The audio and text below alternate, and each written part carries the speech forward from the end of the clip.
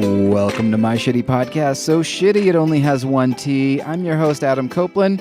Thanks for tuning in. Thanks for subscribing. And most importantly, thanks for telling a friend. I also want to thank my guest, Kris Kippler, for coming on and telling us about what she does for a living and her podcast. I encourage you guys to go check that out. I've got helpful show links in the show notes. So if you're interested, click those helpful links and you can get to her quickly and easily. I think that's it for me. So let's let the cat out of the bag. Okay. Why don't we start with just introduce yourself and tell us what you do for a living?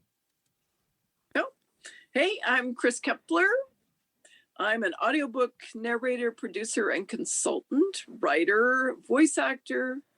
I'm also an actor with an IMDb page and a podcaster. That's great. Tell me a little bit about how you got into that. Did you always know you wanted to do, I guess, writing and narrating or voiceover work? Well, I started out as a singer. Oh, you are? Yeah, that's a great place to start. Yeah, I started out as a singer. I started out in junior high choir. Yeah. And I like singing a lot, and I continued singing into my early 20s, and then I got bored with choir, and it's like, well, what am I going to do now? Yeah. And I didn't really know. And then a blind date took me to a Gilbert and Sullivan All right. performance, and on the back of the program it said, "We're looking for chorus members." And I said, "Oh, okay, well, let's give that a try." Yeah. So in the next production, I was a fairy. Right on. Yeah. And it was a heck of a lot more interesting than choir. So that's fantastic. Did you start seeing success right away? Like as soon as you left for choir? Did it take a little bit of time? What was your journey like? Oh, yeah. It took quite a bit of time. Okay. I started back. Started taking voice lessons, and then I started taking acting lessons, and it took quite a bit of time before I started booking more regular theater work. Yeah. Yeah. I'm in the process of getting into voiceover, so I'm familiar about. That's when you said, "Oh, I started with singing." I was like, "That's a great place to start," because now I started with voiceover, and my voice coach says, "Start with singing," or maybe take a singing class, just to help you. Yes. Or why don't you tell the listeners why that's a good idea? I have to say, every time I step in front of the mic, I'm using my singing skills. I'm using, because what singing teaches you is how to properly produce your voice. Mm-hmm. It's just proper production. And so, and especially if you're doing audiobooks, we're in front of the mic for hours. Yeah. That's one way, to help make sure that it doesn't get too tired, that I'm producing, I'm not overworking my vocal cords. Yeah. Because with singing, that's, you learn how to not torque on your vocal cords. Mm-hmm. So, yeah. Yeah, you sort of find your limitations. It's like, I don't know, let's say the happy birthday song, for instance. If you start out with happy birthday, it goes up from there. But if you start at the highest you can, you should actually start happy birthday with happy birthday as low as you can, because it jumps really high. And I guess you kind of learn that about your voice. If you start out at the highest, next chorus is going to hurt you. You're going to put a strain on your voice. People are going to hear that you're not going to be able to hit those notes. Yes. And it also teaches you about, especially if you're doing characters, mm-hmm. where to pitch your voice. Yes. Because maybe I'm doing a dad. Mm-hmm. Yeah. And then I'm doing the mother. And then I'm doing the Yeah. little kid. That's right. Yeah, and you know how long you can do that. I could do a dad voice for maybe 3 minutes before I have to take a sip of water or something, or a deeper I'm with you on that. That's great. Are there any? Is there a specific microphone that you? There's so many microphones. So, is there a specific microphone that you are? I know and for every person there is a specific microphone for that person. I'm just curious. Everybody I talk to, I like to nudge them if they're in the audio realm and see what microphone they're using. I'm just out of curiosity. Oh yeah, I would probably help me if I was more, into mics. I just have a Rode NT1A. Hey, those. It's actually, it's recommended for audiobook work. Nice. It's a very, very quiet mic. Yes, those Australians really know how to make a affordable mic that does really good. Look at this. I don't know if I could. Can you see that? Yeah. Does that look familiar? Yeah. Uh-huh. Yep. I got one of those. Yeah, great. That's fantastic. Also, to back up that singing thing, the thing I didn't get to is projecting, being able to not run out of breath. Whenever you get to the end of a sentence, you have to keep on it. You know how much wind, I suppose, to kind of suck in and hold there to get you through the sentence so that you're not running out of air and making everybody kind of feel uncomfortable. Yeah, it also does. Yeah, because with singing, you learn how to use your breath and phrasing. And yes, it's, yeah. Uh-huh. What are some projects that you enjoyed working on? Oh, gosh. Or do you enjoy doing this work? You might not even like it. Well, I love telling funny stories. So my podcast is one of my favorite things to do because I just love telling funny stories. Yeah. I love doing comedy. And I also really enjoyed it. I narrated and produced an entire series on Wicca. Very cool. I knew nothing about Wicca until I started reading the books, and I just really enjoyed the learning process. And it was just, just fun. I've narrated some books on tarot. Spirituality is one of my, it's about my voice. Yeah. Spirituality is one of my genres. So I've done a lot of spirituality stuff, which is, I really enjoy it. I think the one where I really wondered is I narrated a book on self-hypnosis. Ooh. And I'm like wondering, am I going to hypnotize somebody? Fall asleep and hit the mic? That's great. That was fascinating. That was really fascinating. That's really cool that you're into Wicca. I want to get back to that because that's a subject that I'm also interested in. But tell my listeners about your podcast in case they want to cross over and check you out. What is your podcast focused on? It's called Does This Happen to You? Mm-hmm. And it's just I narrate stories about life and befuddlement from really fantastic writers that you rarely hear in audio. Yeah. Cool. Yeah. That's fantastic. Yeah. How did you get into? Go ahead. I didn't mean to cut you off. Oh, good. Oh, that's okay. I'm just interested in the funny things about the mundane. Yeah. I like that. Just. Do you have a comedy background? Did you do any improv or anything like that? Yes. Yeah, I have training in improv. I've done comedic characters in theater work. Done some comedy in film, not a lot. I have a tendency to do drama in film, but yeah. You land where you land. You land where you land. Yeah.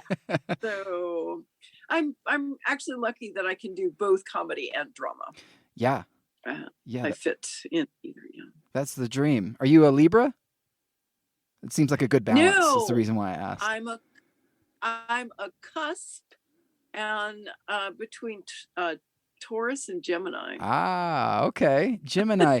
So you've got a little bit of help me out here because I'm sure you're more well-versed than I am. But Gemini is in the realm of communication, isn't it? Isn't that like a trait of... I'm not real familiar with my horse. Okay. We'll leave that alone because it sounds like we're both novice in that area. How were you raised? You said that spirituality is something that's important to you or of interest to you. Did you have a religious upbringing, or is this something that you got into a little bit later? I really got into spirituality later, although my dad was a big church goer, so we went to, church Sure. on a regular basis, but I was never really into that.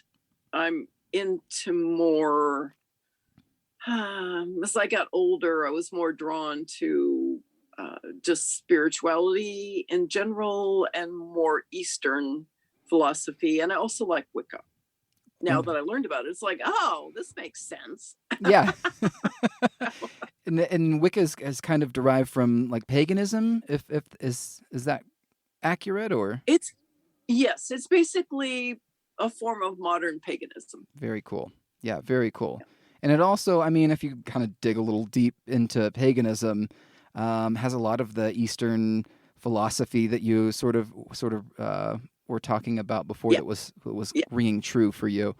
Same for me. Yes. I grew up, going to church, and then I started digging into Eastern philosophy. I'm like, hey, that makes a little more sense to me. I like that. That rings true with me. And if you look at it from both sides, I suppose it's a little bit of, this and that. Anyways, I Yeah. digress, but that's really cool. I'm happy to hear that you're into, that type of. You and I are kind of synced up in that type of like spirituality. Do you Yeah. meditate? Do you Do I what? do you practice meditation? Do you meditate at all? I have tried. Not been very good at it. Okay. Yeah. All right. I've definitely, but um I have, so I suppose I am a little bit in a way. I was having trouble with dry eyes, so uh, my eye doctor said we'll get this mask that you can put over your eyes and put it in the microwave, warm it up, and put it over your eyes. And I do that at night, and then I find I lay there and let my mind wander, and yeah. So I guess I'm doing it a little bit. Pretty good. Kris, I'm going to tell you about an app, and this is not sponsored or anything. It's just something that I stumbled across because I tried to read a lot of books about meditation, but hopefully this will help you. I don't know. There is an app called Waking Up that is phenomenal. It lets you. Oh, really? You have a free trial, I think, for a week or something like that, so you can kind of check it out and see if you want to dig into it or not. And then it gets a little price. It's like $100 and something for a year. I don't know what everybody's budget looks like, but if you've ever been interested in like digging a little deeper or getting better at meditating, which is kind of an arbitrary statement, that sounds so silly. I'm so good at meditating, like way better than you. It sounds so silly. Now while I'm writing, I listen to meditative music. Oh, you do? Great. Yeah. Tell me what you're working on. I'm currently writing a pilot for a children's show, and when I had this idea, I was like, "This is fantastic." Then I started writing it, and I was like, "I am insane. What does it matter with me? This is turning out to be terrible. I need so much more practice." So I am kind of contracting my initial momentum and sharpening my tools before I jump right in and write the whole pilot. So tell me a little bit about your writing process. What you enjoy writing. I write. I write a comedy blog about once a quarter. That's Does This Happen to You? Uh-huh. It's about some of my escapades. Yeah. While walking the dogs or dealing with our urban rabbits around here. And then I write about and that's how I started in writing, I'd done some business writing, and because writing is a very new thing for me, probably 4 years ago, Mhm. 5 years ago. It's not something I've been doing for a really long time. And I found that after writing this blog for a while, I enjoyed it. And it's like, well, let's expand. And so I write about things that really interest me: health and fitness, technology. I write about small business technology for a company, actually. Wow. Um, and so I just generally write about things that, yeah, interest me, which is basically usually health and fitness, technology stuff. I have taken on some other writing jobs that interest me. I wrote about veterinary consolidation. Yeah. That I found that it was kind of interesting.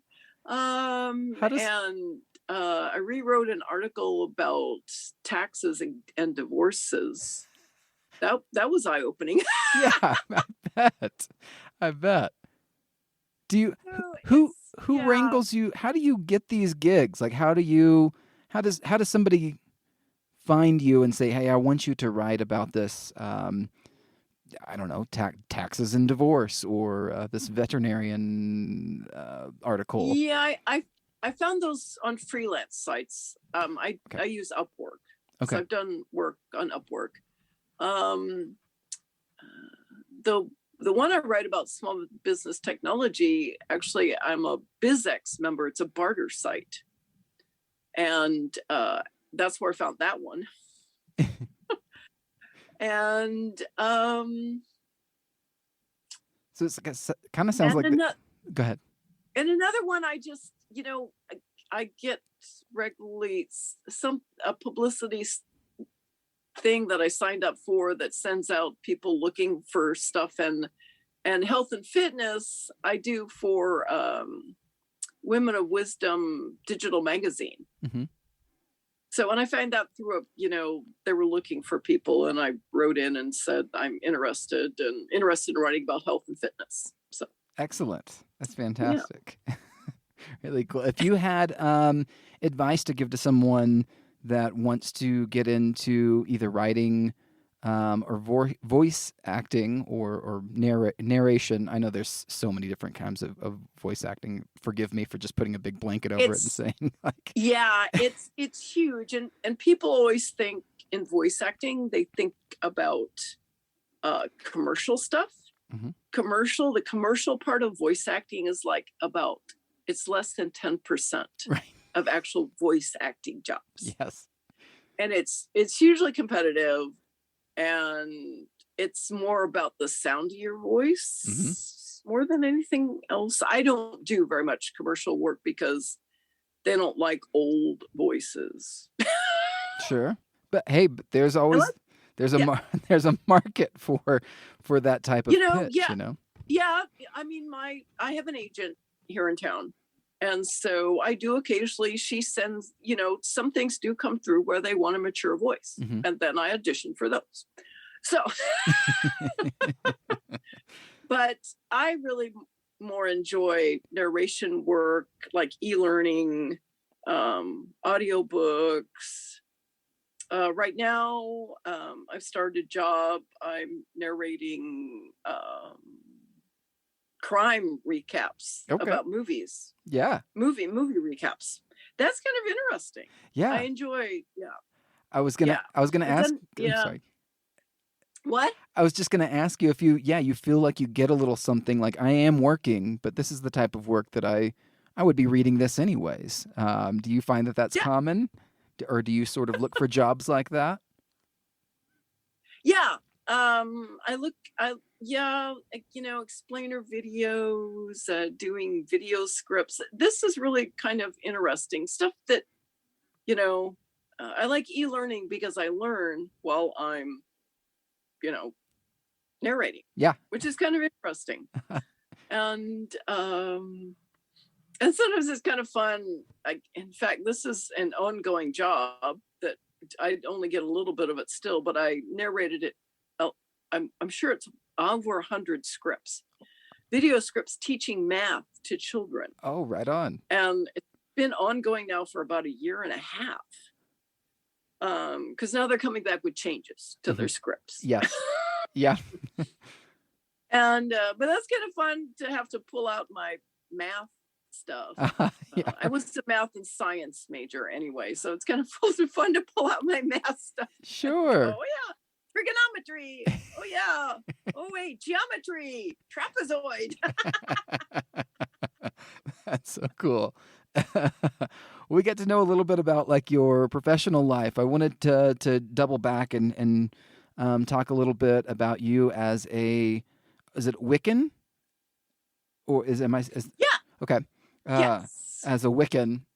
And I'm curious, do your neighbors ever like look out like in the blinds and go, "Oh boy, what have we got ourselves into now? Like, what's she doing?" No, and in fact, my partner doesn't even know I have a little Wiccan thing set up. Is that right? It's in the kitchen. Yeah. Yeah.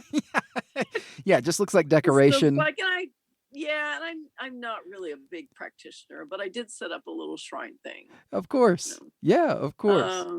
I find that a lot of it is just kind of like manifesting things. Like a lot of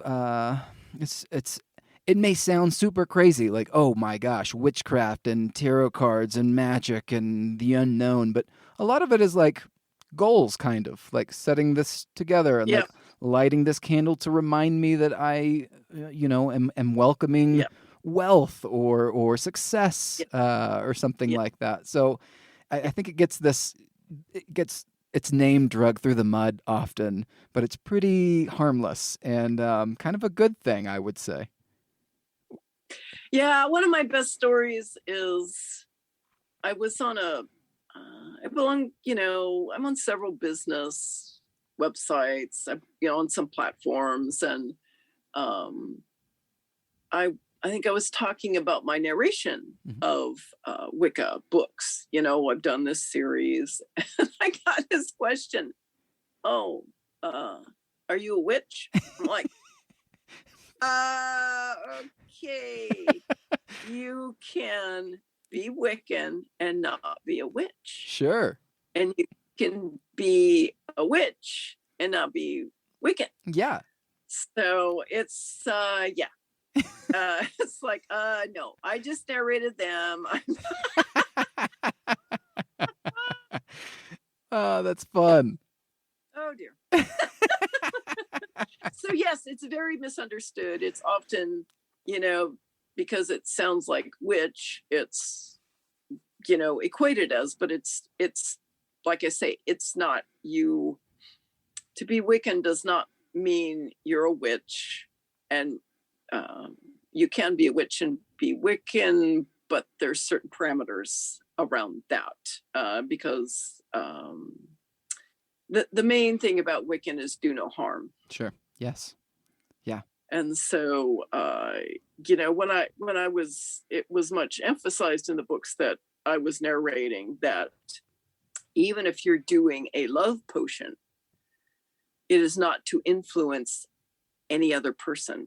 It's only to enhance your love life. See, that's a great example of what I was. But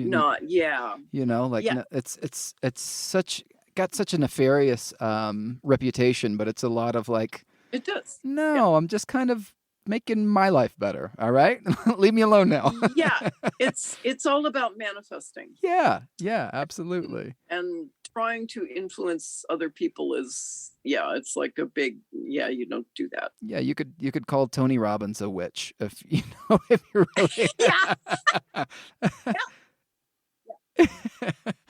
That's great. Kris, I wanted to talk a little bit about your work. We'll double back to work real fast. Yep. Do you have to leave and go to a studio, or do you have a home studio set up? Oh no, I have a home studio. That's wonderful. It's like 2 feet in that direction. That's great. Do you ever have any issues with like helicopters flying overhead or dogs barking or anything like that? Occasionally dogs barking. I have 2 dogs and there's many dogs in the neighborhood. So, and more it's the occasional dog barking. If mine are being bad, I just shut them in. Yeah. And sometimes, especially in the summer, it's yard work. Sure. Yeah. Yeah. Yeah. Leaf blowers and stuff. But otherwise, I'm really lucky to live in a very quiet neighborhood, and my studio is fully enclosed. It doesn't go all the way to the floor, but it goes far enough that there's not much sound that comes in, even the float planes, Yeah. because we live near the lake and there's a lot of float planes, especially in the summer. But no, it's, except for barking dogs and yeah. Are float planes the little like go-kart machines with the parachute on the top? No, they're the ones that they're small planes that they can land on lakes. Oh, you actually see them a lot in Alaska. Yes. But there's actually a lot around here because we have so much water, and people fly up to the sand, the islands. They do probably, yeah. Yeah, and tell my listeners where you are. I actually don't not I'm in sure. Seattle. You're in Seattle. Okay, Washington. Great, right on. Very cool. We have a lot of float planes. Yeah, yeah, pretty close or close-ish to Alaska. Also, closer than I am. Yes, and they have a really tinny wind-up toy sound when they're taking off, and oh man, it's That kind of segues us into a question that I always ask on the show. What's the worst part about your job? What do you dislike? Constantly having to audition for stuff. Sure. Yeah. Yeah. Yep, it's an ongoing thing. A lot of no's. How do you work with like personal like mental health, being told no so often or not getting a response so often? It can kind of beat you up. Yeah. After a while, you develop a really thick skin. Repetition. I've been an actor. Yeah, I've been an actor for over 20 years. Sure. And so you develop a really thick skin if you want to keep going. Mm-hmm. So you just realize that there's going to be a lot of no's. Yeah. Yeah. And, you really celebrate the yeses. Of course. Because my podcast, I got a notification from Good Pods that it's in the top 100 in 3 categories. Wow, that's a huge... On Good Pods. So it's like, yay! You do a little happy dance for that. Yeah. How much time a week do you spend on your podcast? It's short. I have my own studio. Mm-hmm. So I would say probably 4 hours or so. It's not, because it's 5 or 10 minutes. Mm-hmm. It's very short. It's been described as bite-sized fun. I like it. That's great. And that podcast again is called Does This Happen to You? In case anybody wants to check that out. So that's great. Do you do any vocal exercises? Do you do any, is that a thing of the past? Any like tongue twisters or anything like that? I don't. I used to sing as warm-up. Oh, that's nice. And sometimes I still do that, especially if I'm having some issues that I'm not happy with. I sing. Yeah. Because it's all about getting vocal placement right. Mm-hmm. So for me. So, yeah. How long does that take to get your vocal cords where they need to be before you feel comfortable auditioning or reading a script for something? Oh, I always read through the script at least once or twice, deciding what I'm going to do with it. Yeah. And if things are not going well in the booth, it's like, oh my, it's not where it's supposed to be. Then I sing. Mm-hmm. Yeah. Yeah. That immediately like gets me into the right frame. Yeah.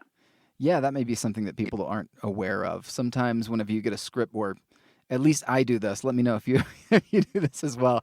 I will decide who this person is. I'll get a script about, I don't know, Lowe's Home Improvement has a sell on, nuts and bolts. And then I have to think, how Am I a young dad? Why do I need these nuts and bolts? What, you know, are these nuts and bolts for a Yeah. project? So maybe I should have some ambition, you know, in my pitch or something like that. Do you do any of that, like character building before you grab a script? And It depends on the script. Definitely, if it is a character, spend time on that character. How are they feeling? I learned acting very late in life, and it was kind of difficult to learn. And so I go very much by how a script makes me feel, especially a character that I'm doing. So it's a lot about what's the attitude of this script, where do I want to take it. If it's a very short script, I have to come up with at least 3 different reads for it. Yeah. 3 different attitudes. For me, it's an attitude. That's kind of what I work from. So good advice. But I think it needs to come from a place of where your acting comes from. So for me. Yeah, that's great. Excellent. Kris, we're at the part of the podcast where I kind of step away from the microphone and give you a platform if there's any like public service announcements that you want to give out there, or anything that you want to plug, like your show or newsletter that you do or something like that. This is definitely the time that I'd like to give my guest platform to do that. And if not, you can pass it back to me and we'll just keep on going. Okay, great. Wow. Well, I invite everyone, if you're looking for a little funny lift to your week, to check out my podcast, Does This Happen to You? You can find it on most of the major platforms. And also, if you're a writer, I'm always looking for writers to collaborate with on my podcast. And that's one of the big things about my podcast is collaboration with writers. Oh, great. And I'm looking for humor writers who want to have their work heard in a different format, not just read, but listened to. Fantastic. I would submit myself, but I have so many kinks to work out. I'm not ready yet. That's great. That's a big thing to take on a pilot. Wow. Yeah. Ambitious, but I'm ready. I'm ready for it. I'm going to use some of that manifestation, you know. I'm gonna have some crystals in the window and a specific color candle rolled in like a specific herb. I just have to do the research on that and find out what that is. Manifest that for myself. Kris, in the tradition of every show, I always end the show with a poop story. Have you ever, either yourself or a friend of yours, do you have a story where maybe there was an accident or couldn't make it to the bathroom or close call, something like that? Oh my goodness.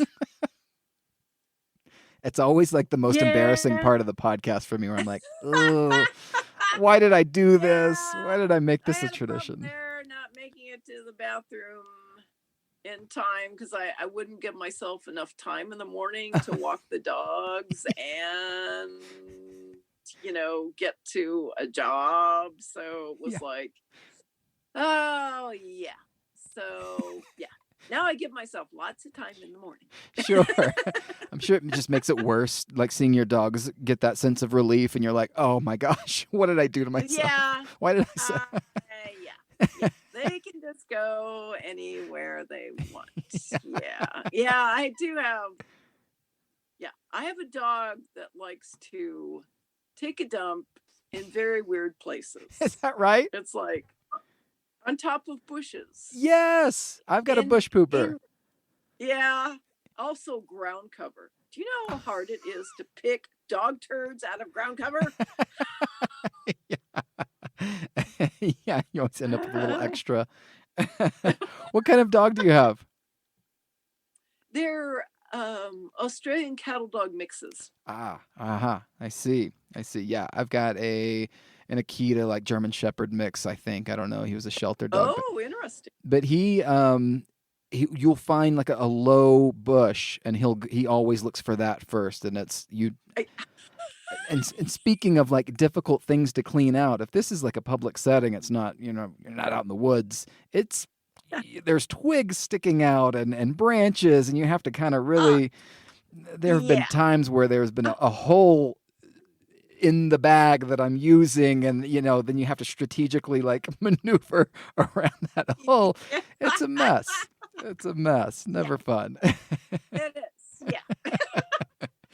Kris, you're a real pleasure to speak with. Thank you so much for being patient with me. I know we had some scheduling issues in the beginning, so I really, really thank you for that. So I really appreciate no that. problem. No problem. That's it for us. Play us out, Shitty Ukulele.